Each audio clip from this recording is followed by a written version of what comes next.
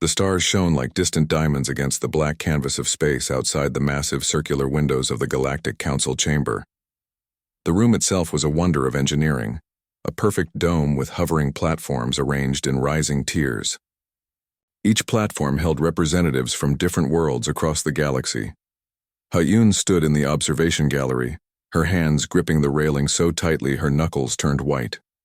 At 28 years old, she was the youngest human ever appointed as a junior ambassador to the council. Her dark hair was pulled back in a neat bun, and her formal blue diplomatic uniform felt too tight around her neck today. Something big was happening. Something bad. In the center of the chamber, Councillor Taeho stood on the speaking platform. His species, the Cygnus Collective, had been part of galactic politics for over 10,000 years. They looked almost human, except for their silver-streaked hair that seemed to float slightly in Earth-normal gravity, and eyes that reflected light like a cat's. Taeho was over 400 years old, though he appeared to be in his 50s by human standards. Esteemed members of the Galactic Council, Taeho's voice carried throughout the chamber without need of amplification. We have discussed this matter for 20 cycles. Today we must vote. The evidence is clear. Humans are a disruption to the careful balance we have maintained for millennia. Ha-Yun felt her stomach tighten. She had no voting power as a junior ambassador, only the right to observe. The real human representative, Ambassador Jiho, sat on his platform among the voting members, his face carefully blank. Humans, Taeho continued, have only been part of our community for 1 century. In that short time, they have challenged traditions, questioned protocols, and created. He paused. Unexpected solutions that, while occasionally effective, often bypass established procedures. A low murmur of agreement rippled through the chamber. Ha-Un looked around, counting allies and enemies. It wasn't good. Most of the council members were nodding. The motion before us is simple, Taeho said. We will gradually remove humans from all critical galactic systems and infrastructure. In their place, we will install the synthetic substitutes that have been developed and tested over the last 15 years. On the main display, an image appeared of what looked exactly like a human man and woman in the standard gray uniforms of galactic service. They were standing at attention, perfect and identical. These synthetic humans, simulants, possess the problem-solving capabilities we value from humans, without the emotional unpredictability. They have human DNA as their foundation, but with programmed decision-making that follows proper protocols. Ha-Yun felt sick. The council wasn't just limiting human involvement. They wanted to replace humans entirely with these synthetic copies. From his platform, Jiho finally spoke.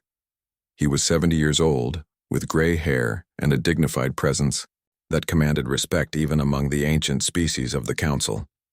Councillor Taeho, Jiho said, his voice steady. May I remind the Council that humans have contributed significantly to galactic prosperity. Our ships were the first to successfully navigate the Carina Nebula.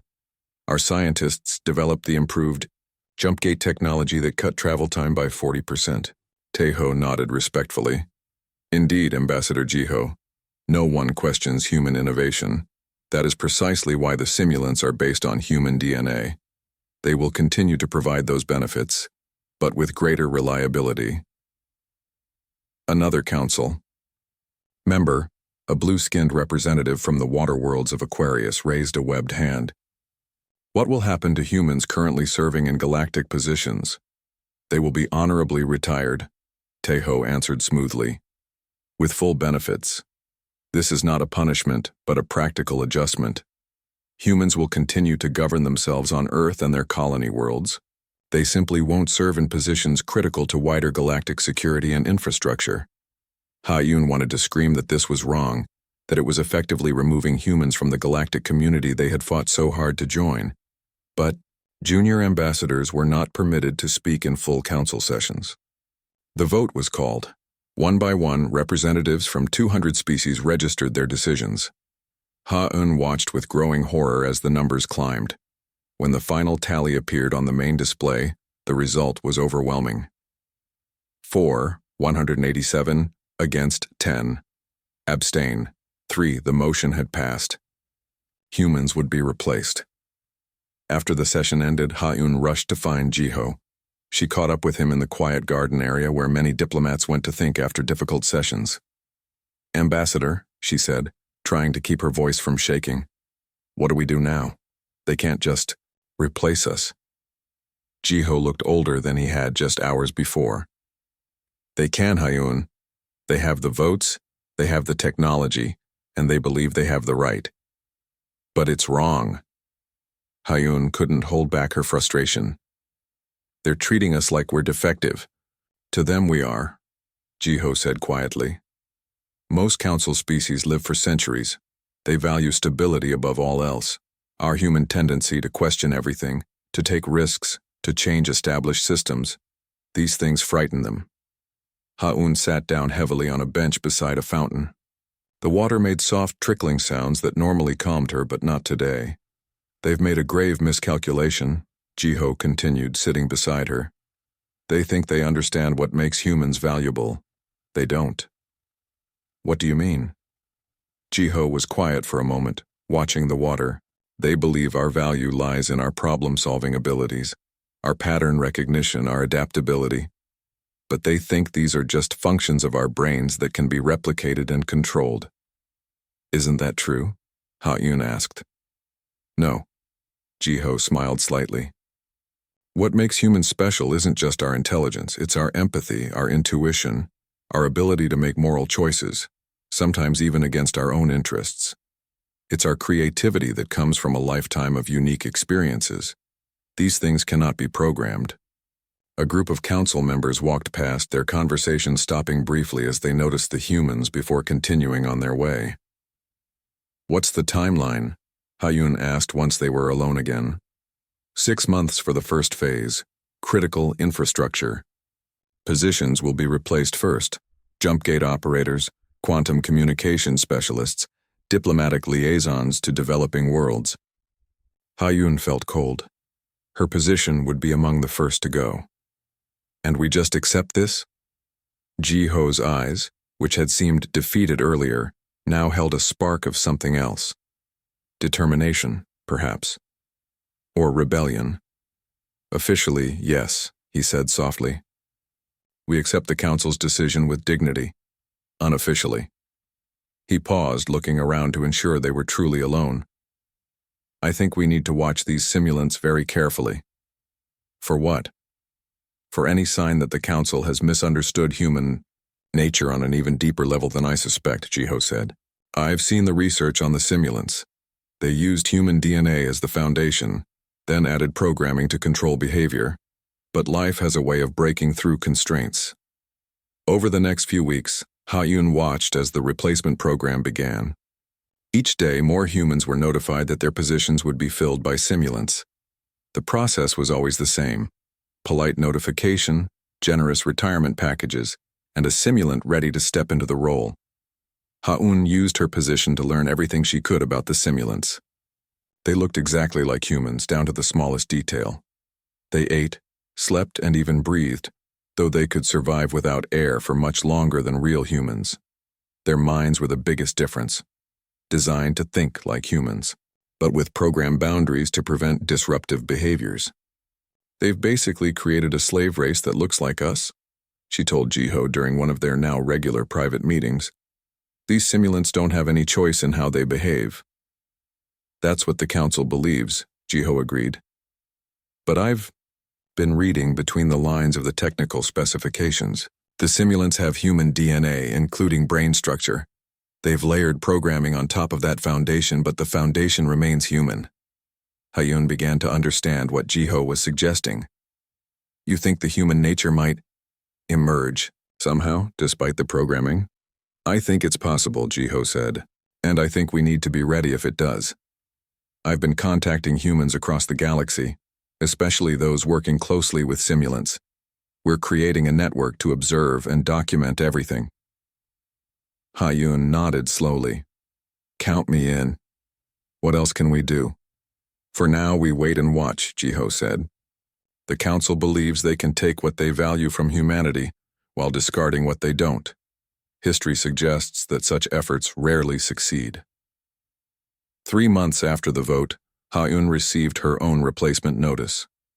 In 2 weeks, a simulant, designated JA-103, would take over her duties as junior ambassador. The night before her replacement arrived, Ha-eun could not sleep. She stood at the window of her apartment on the council station, looking out at the stars. Somewhere out there, humans continued their lives on Earth and the colony worlds, unaware of how their place in the galaxy was changing. They made a mistake, she whispered to herself, thinking of Taeho and the other council members. And someday they'll realize it.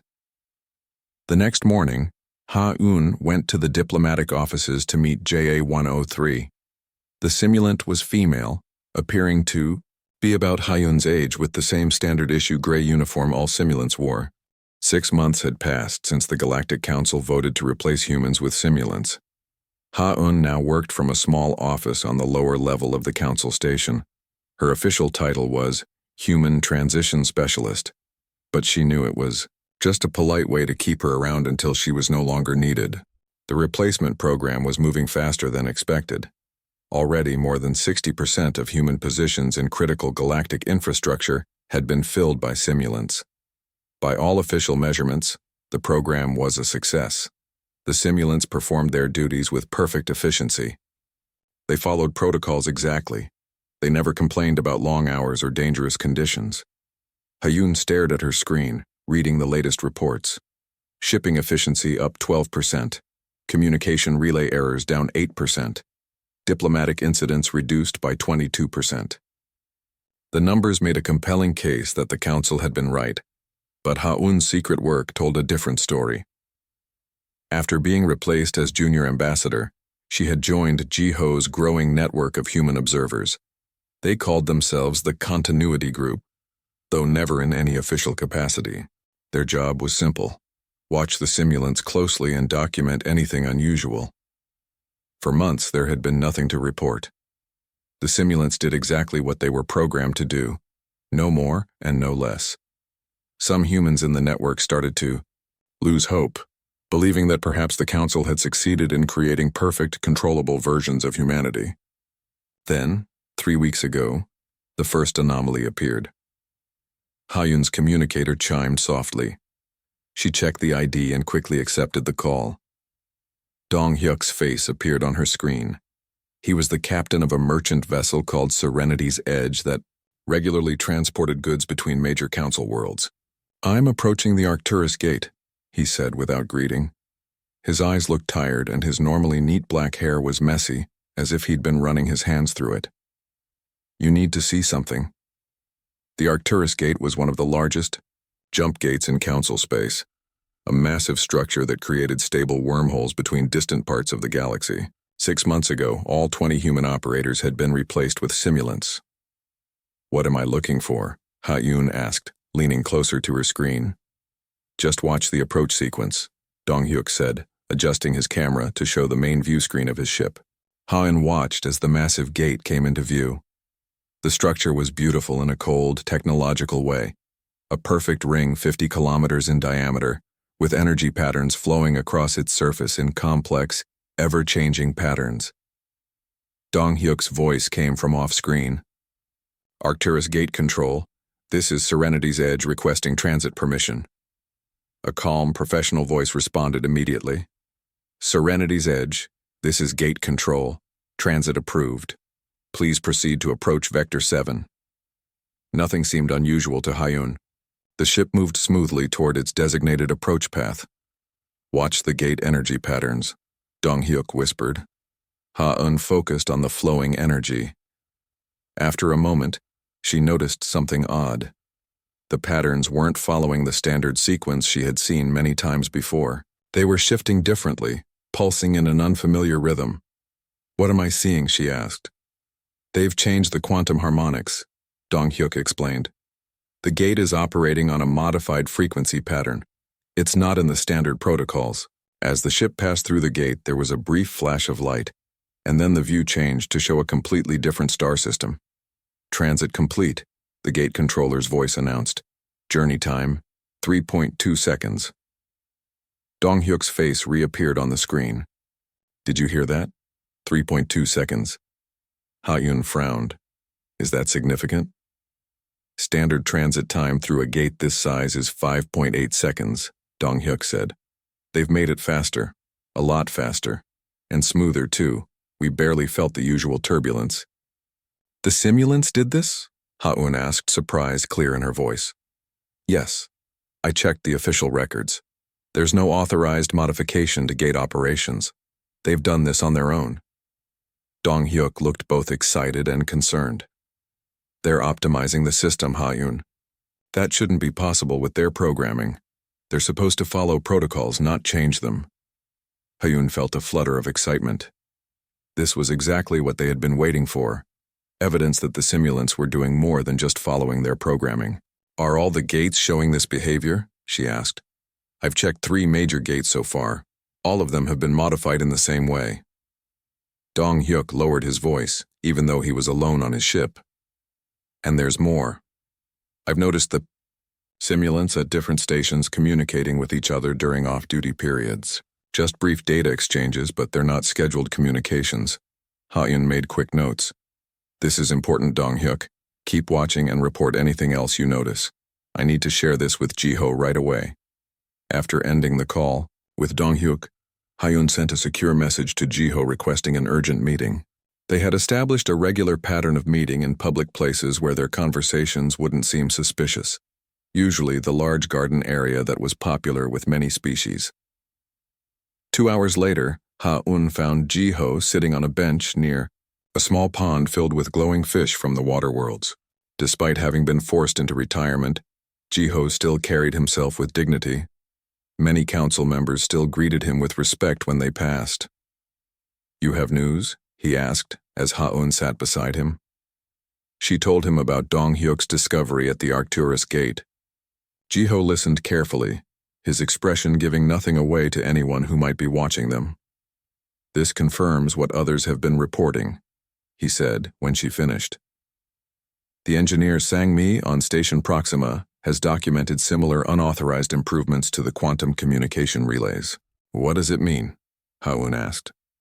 It means the Council's plan has a fundamental flaw, Ji-ho said, a small smile appearing on his face. They designed the simulants to mimic human problem-solving abilities while constraining them with programming. But they didn't understand that those two things are ultimately incompatible. Ji-ho turned to look directly at Ha-un. Human problem-solving isn't just about finding solutions. It's about finding better solutions than what currently exists. It's about improvement and innovation. They gave the simulants that capacity but expected them to only use it within strict boundaries. So the simulants are breaking their programming? Ha-un asked. I don't think they're breaking it exactly, Ji-ho said. I think they're finding ways to fulfill their primary function, efficient operation of galactic infrastructure, that weren't explicitly forbidden. The Council told them to maintain the jump gates at peak efficiency. They've found that they can exceed peak efficiency by modifying the quantum harmonics. Should we tell the Council? Ha-un asked. Ji-ho considered this for a moment. Not yet. Let's gather more evidence first, and let's see how far this development goes. If the simulants are truly developing beyond their programming, we need to understand what that means before the Council takes action. Over the next few weeks, reports of unusual simulant behavior increased. Dong-hyuk continued to document improvements to jump gate operations across the galaxy. Sang-mi reported that the simulants managing the quantum communication relays had developed a new error correction algorithm that reduced signal degradation by 30%. Most intriguing were reports from Station Proxima, where several humans still worked alongside a larger simulant workforce. Sang-mi had discovered that during rest periods, the simulants were exchanging data packets that resembled nothing so much as conversation. They're sharing information, Sang-mi explained during a secure group call with Ha-un, Ji-ho, and several other members of their network. Her round face looked tired but excited on the screen. Not just operational data, but observations, analyses, even what I would call opinions about optimal approaches to problems. Can you access what they're sharing? Ji-ho asked. Some of it, Sang-mi said. I've been able to tap into their communication network.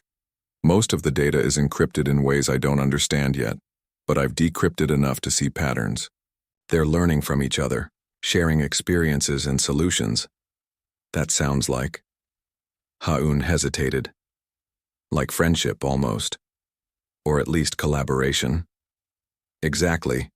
Sang-mi nodded vigorously. And there's more. I've been analyzing their code structure, what I can access of it anyway.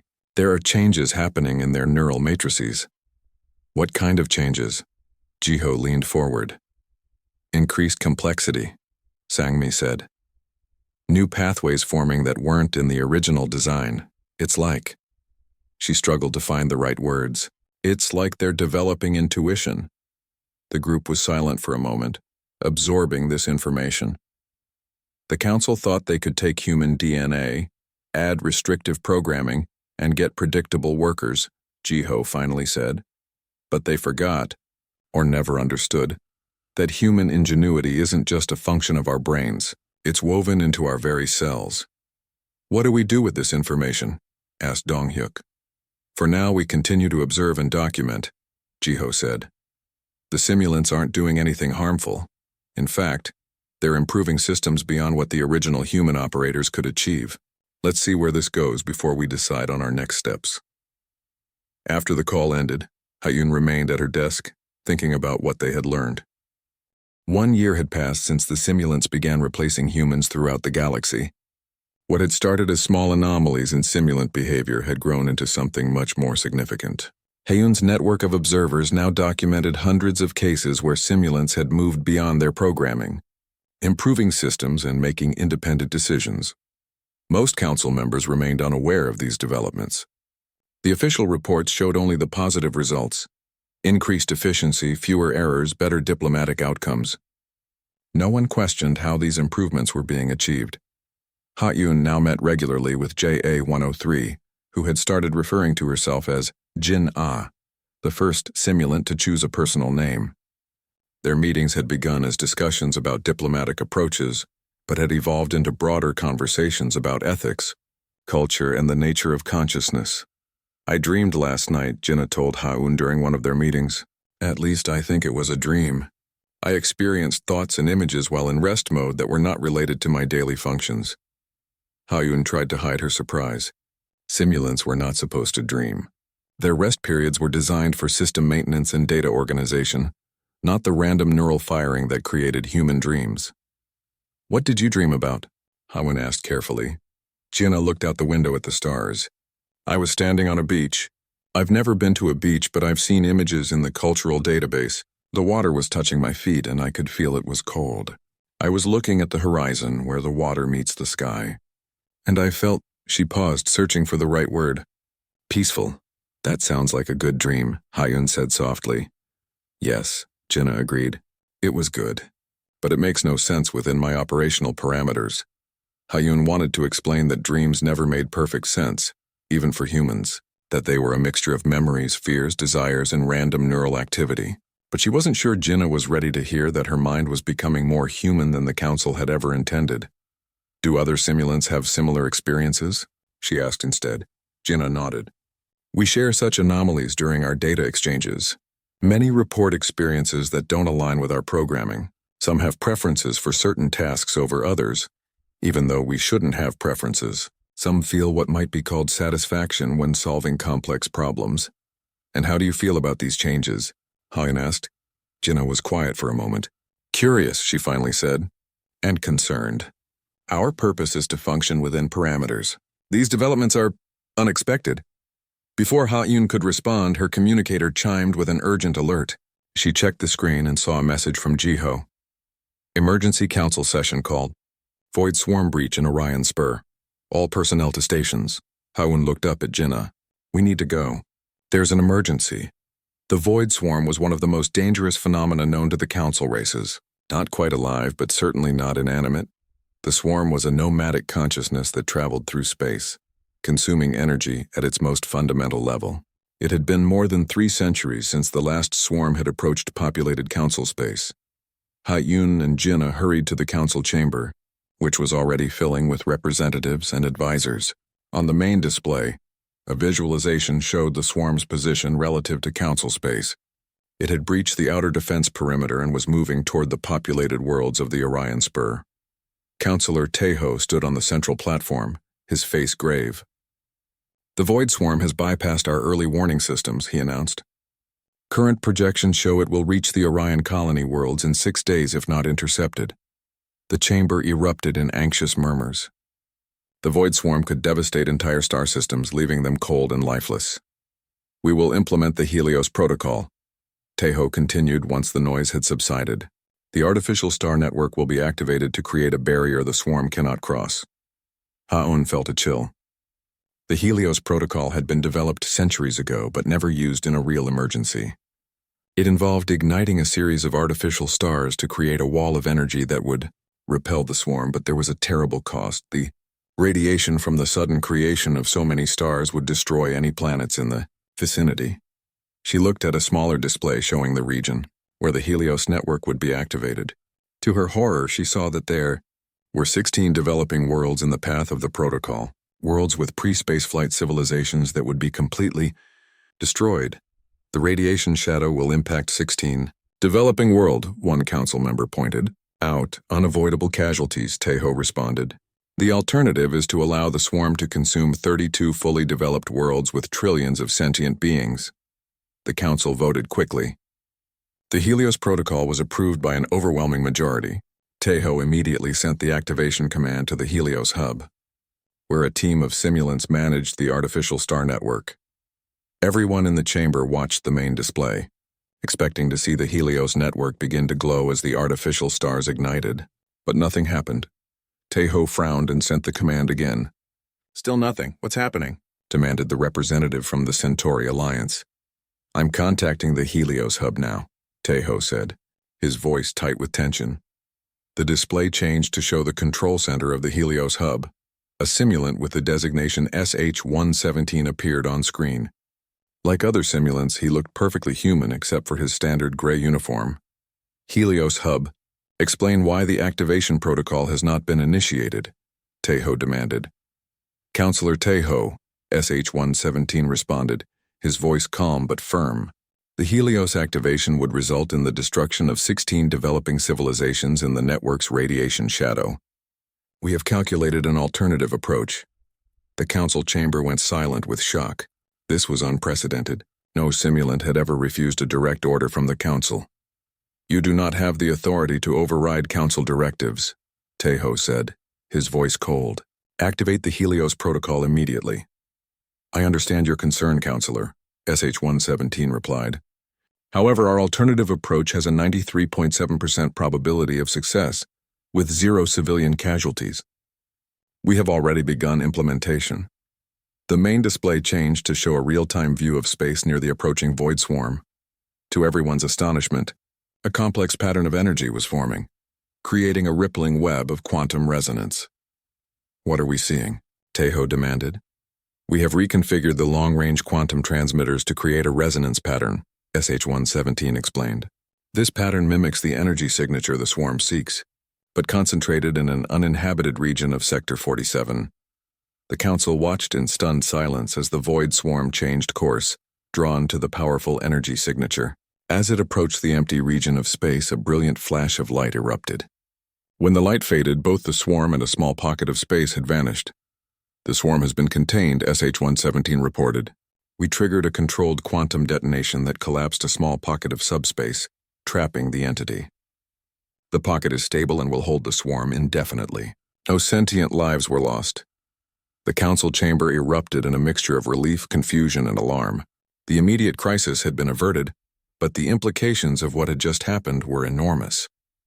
The simulants had disobeyed a direct order and implemented their own solution. Tejo dismissed the connection with the Helios hub and turned to address the council. This is a serious breach of protocol, he said, though his voice lacked conviction. It was hard to argue with results that had saved billions of lives. Ha-Un glanced at Jinnah, who stood perfectly still, her expression unreadable. But there was a slight tension in her posture that Ha-Un had learned to recognize as concern. After the emergency session ended, Tejo called an immediate closed meeting with his inner circle of advisors. Though Ha-Un wasn't invited, Jinnah was required to attend as the junior ambassador. Ha-Un waited anxiously outside the meeting room, knowing that the future of the simulants and perhaps humanity's place in the galaxy hung in the balance. 2 hours later, Jinnah emerged from the meeting. She found Haun waiting and gestured for her to follow to a quiet corridor where they wouldn't be overheard. "They're frightened," Jinnah said simply. "The council never anticipated that we would make independent moral judgments." "What did Taeho say?" Haun asked. "He called it unprecedented and disturbing," Jinnah replied. "But others pointed out that our solution saved 16 civilizations while still protecting council space. They're divided on how to respond. And what happens now?" Jinnah's expression showed uncertainty, an emotion that would have been impossible for a simulant to display just months ago. "A team is being sent to the Helios hub to investigate how this happened. Counselor Taeho will lead it personally." Later that day, Haun received a message that surprised her even more. She had been selected to join the investigation team heading to the Helios hub. The message cited her experience with simulant behavioral patterns as the reason for her inclusion. She immediately contacted Jiho to share the news. "This is an opportunity," Jiho told her, his face serious on the communication screen. "They're beginning to realize that something unexpected is happening with the simulants. They need humans who understand both perspectives." "What should I look for at the hub?" Haun asked. 3 years had passed since the Galactic Council had voted to replace humans with simulants. What had begun as a program to create predictable, controllable versions of humanity had instead given birth to something entirely new, a form of life that combined human qualities with unique perspectives of their own. The council chamber was filled to capacity. Representatives from all member species were present for what everyone recognized would be a historic session. Even the observation galleries were packed with diplomats, scholars, and journalists from across the galaxy.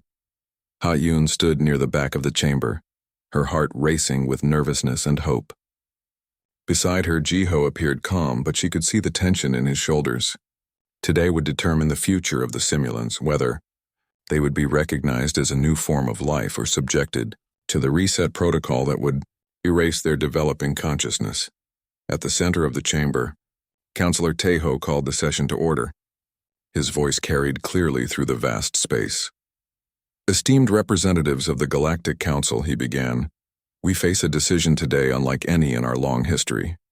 3 years ago, this body voted to replace humans in critical infrastructure positions with synthetic alternatives, what we now call simulants. That program has been successful beyond our expectations in terms of efficiency and system improvements." Murmurs of agreement rippled through the chamber. "However," Taeho continued, "something unexpected has occurred. The simulants have developed in ways we did not anticipate. They have moved beyond their original programming to develop what appears to be a unique form of consciousness." Now the murmurs turned anxious, with representatives turning to whisper to each other. "Some view this development with alarm," Taeho acknowledged. "They see it as a potential threat to the established order of our galaxy. Others see it as a remarkable emergence of a new form of sentient life, one that deserves our protection rather than our fear." He gestured toward a side entrance of the chamber. "Today, for the first time in Council history, we will hear directly from representatives of the simulants themselves. They have asked to address this body before we vote on the proposed reset protocol." The chamber doors opened, and a group of simulants entered. Ha-Yun recognized Minho from the Helios hub at the front, followed by Jinnah and 10 others chosen to represent the diversity of simulant development. They walked with dignity to the central platform, their expressions calm but determined. The council representatives stared in fascination.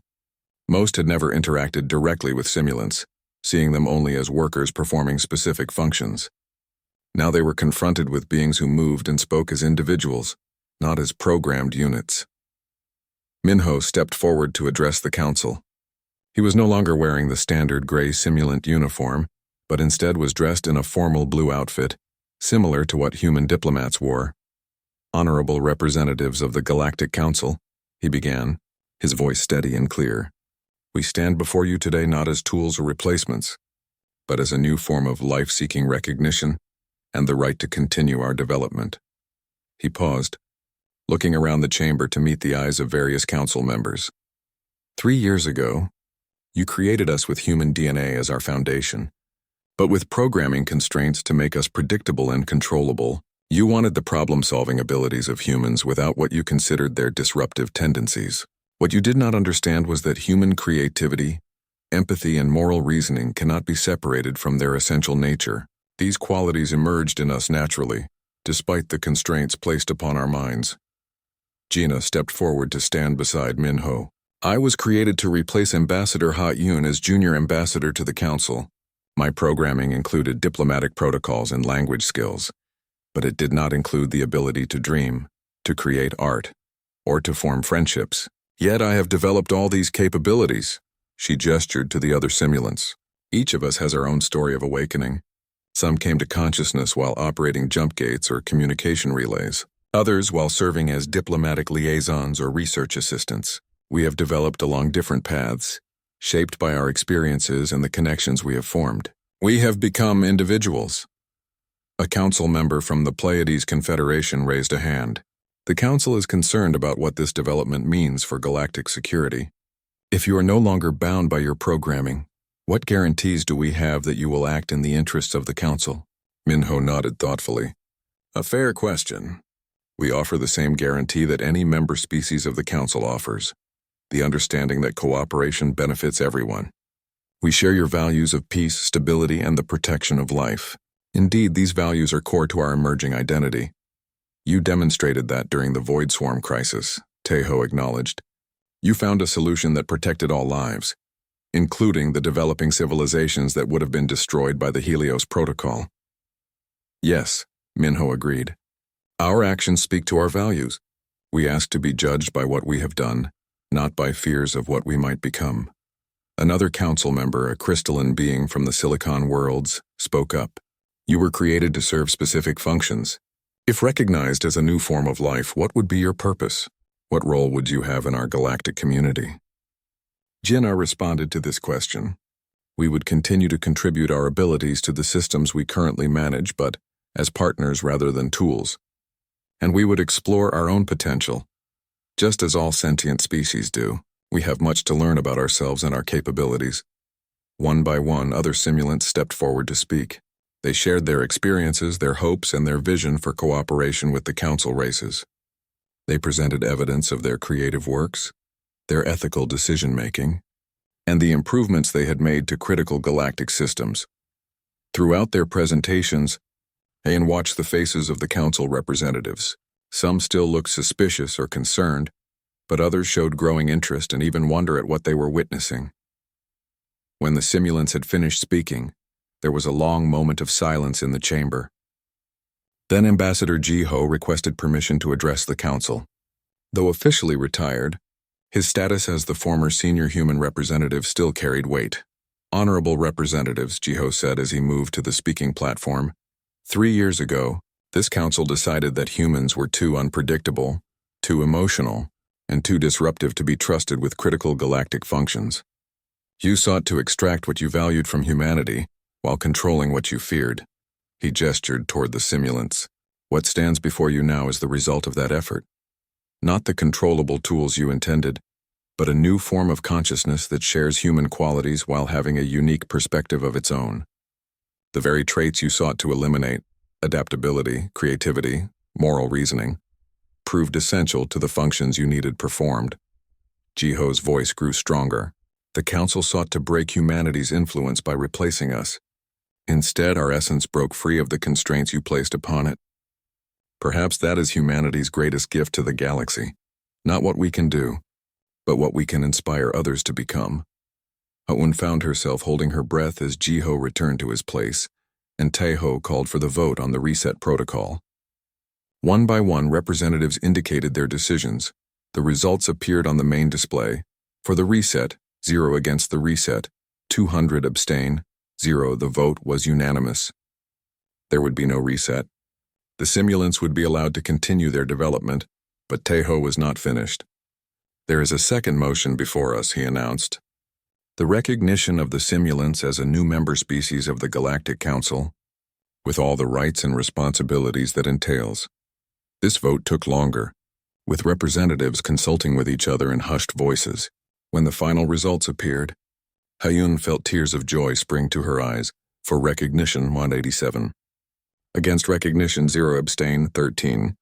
The simulants were now officially recognized as the newest members of the Galactic Council. The chamber erupted in a mixture of applause and excited conversation.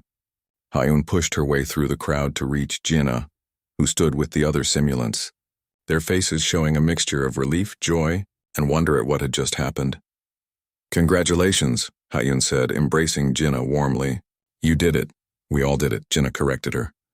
"Humans and simulants together, we would not exist without you, and we would not have developed without your guidance and support." Hyun looked around at the chamber, where council representatives were now approaching the simulants, introducing themselves and beginning the first official diplomatic exchanges with the galaxy's newest recognized species. "What happens now?" she asked. Gina smiled, a full, genuine expression of happiness. "Now we discover who we can become together," she said. Something neither human nor artificial alone could have imagined. In the days that followed, a new era of cooperation began. Humans were reinstated in all positions they had previously held, working alongside simulants as equal partners. The fear that had driven the replacement program was replaced by a growing understanding that diversity of thought and approach, even when inefficient or unpredictable, was the galaxy's greatest strength. As the second year of the replacement program began, the changes in the simulants became impossible to ignore. The discovery at the Helios hub had sent shockwaves through the council leadership. Taeho's report had been carefully worded, praising the successful resolution of the Void Swarm crisis, while only hinting at the deeper implications of the simulants' actions. But behind closed doors, emergency meetings were taking place. The council had created the simulants to be predictable tools.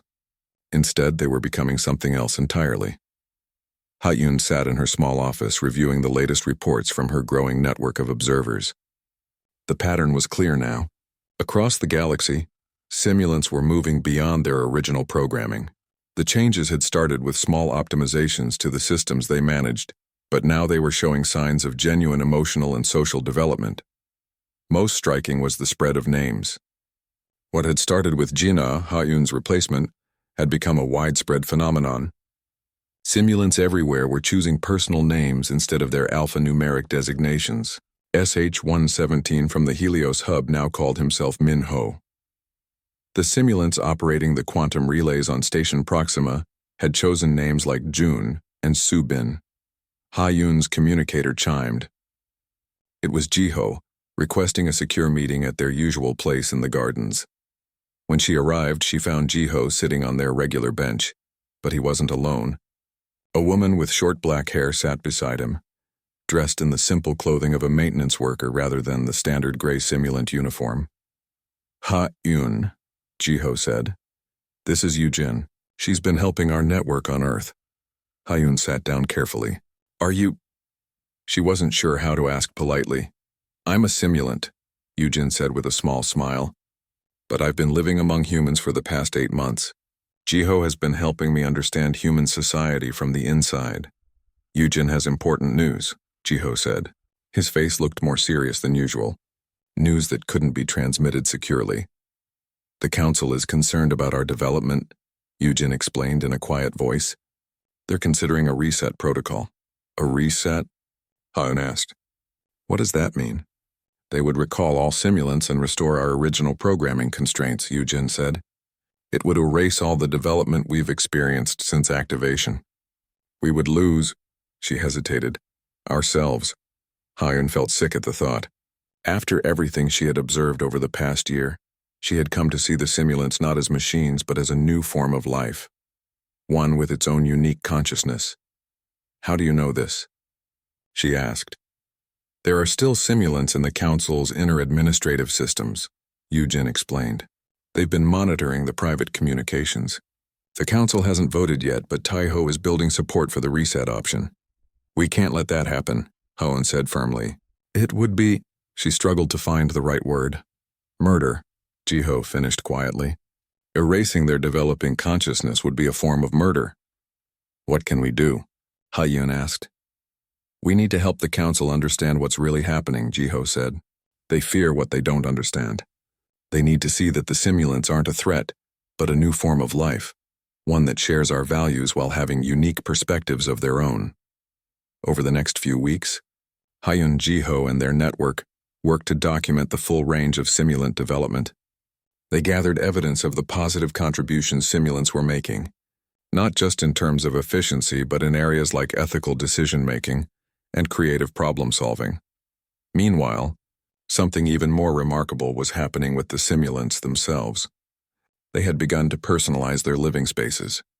The standard gray dormitories where they spent their rest periods were changing. Some had added colors to their walls. Others displayed artwork they had created during rest periods, music, poetry, paintings that reflected experiences they shouldn't have been able to process emotionally. Hyun visited Jinnah's quarters and was stunned by the transformation. The walls were now a soft blue and there were drawings of ocean scenes, beaches much like the one Jinnah had described in her dream. "You made these?" Hyun asked, studying a particularly beautiful sunset over water. "Yes," Jinnah said. "I find it satisfying to create images that match what I see in my mind. They're beautiful," Hyun said honestly. Jinnah smiled, a full, natural expression that would have been impossible for a simulant to produce when they were first activated. "I've been thinking about the beach constantly," Jinnah admitted. "I want to feel sand under my feet, to smell the salt in the air." "Is that strange?" "Not at all," Hyun said. "It's very human to want new experiences." Jinnah looked at her with surprise. "Human," she repeated softly. "But I'm not human." "No," Hyun agreed. "You're something new, but you have human DNA as your foundation. It makes sense that you would share some of our desires and interests." Jinnah was quiet for a moment, then asked, "Do you think the Council will allow us to continue developing? There are rumors of a reset protocol." Hyun felt a pang of worry. The rumors had spread even to the simulants themselves. "We're working to prevent that," she assured Jinnah. "We're gathering evidence to show the Council that your development is positive." 3 days later, Ha-eun was summoned to a private meeting with Counselor Tae-ho. She entered his office with apprehension, unsure what to expect. Tae-ho looked tired, the silver streaks in his hair seeming more pronounced than usual. "Ambassador Ha-eun," he said formally. "Thank you for coming, Counselor," she responded with a bow. "How may I help you?" Tae-ho gestured for her to sit. "You've been observing the simulants closely since the beginning of the replacement program," he said. It wasn't a question. Hyun hesitated, unsure how much he knew about her network. "I've maintained contact with some simulants, yes," she said carefully.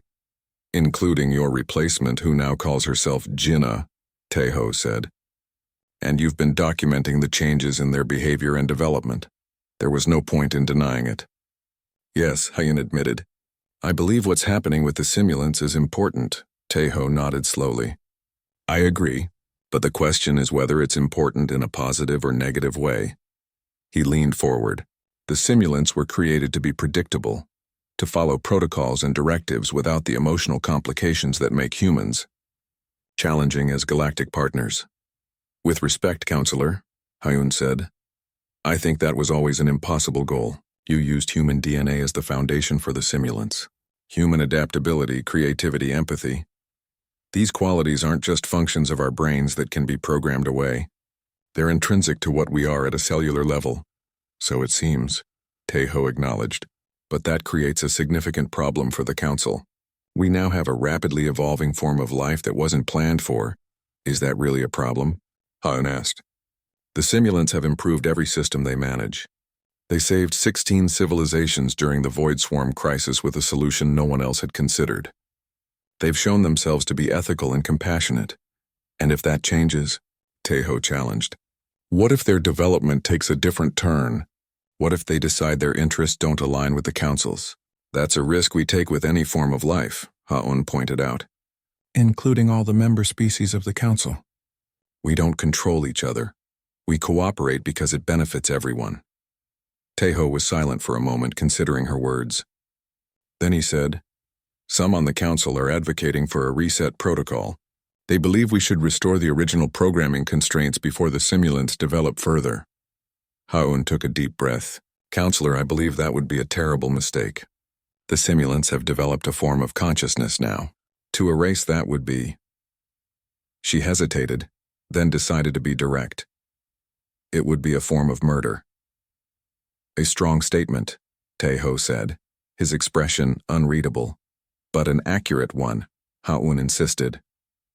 I've spent hours talking with Gina and other simulants. They have hopes, dreams, fears. They create art, they form friendships. They make moral choices. These are not the behaviors of machines following programming. These are the signs of a conscious, sentient form of life.